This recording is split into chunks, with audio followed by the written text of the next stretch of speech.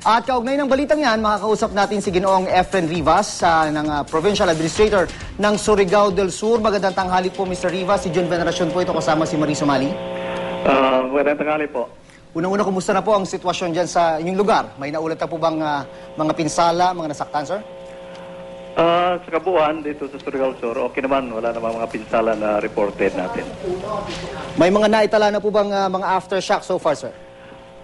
Kanina, tapos nung malakas na lindol ng umaga, mga an hour later siguro, mga 2 atang aftershocks ang naramdaman dito.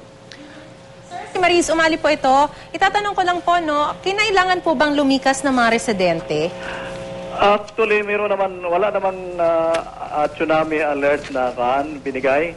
Kaya lang yung mga tao dyan sa malapit sa baybay dyan sa may barangay Bungtod, dito sa Tandag City, individual mga about 1,000 siguro yung naglikas papunta doon sa higher ground, sa Capitol grounds ng probinsya ng Surigao del Sur. Pero nakauwi na rin po ba sila sa ngayon?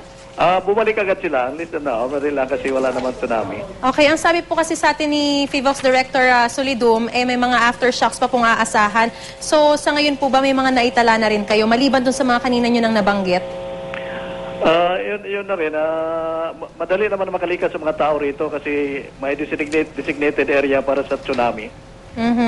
Okay. Hindi rin po nag-issue ng tsunami warning, no? Pero kumusta po yung lagay ng dagat natin dyan? Malalakas po ba yung alon o hindi naman gaano?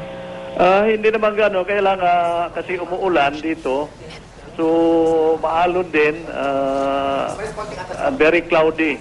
Kanina umaga malakas ang ulan. Pero sa kabuuan naman po ay maayos yung lagay ng mga residente dyan at wala gaanong pinsala? Wala naman. Pati yung yung tawagan ng report ng Bislig City, wala naman. Saka dito sa northern towns, wala naman. Okay naman. Maganda pong malaman yan at hangad po namin na talagang magiging maayos na ang lagay nyo dyan at hindi na madaragdagan pa yung mga aftershocks. Marami pong salamat, Ginoong Efren Rivas, ang Provincial Administrator ng Surigao del Sur. Magandang tanghali po sa inyo. Sige, salamat. Magandang tanghali rin.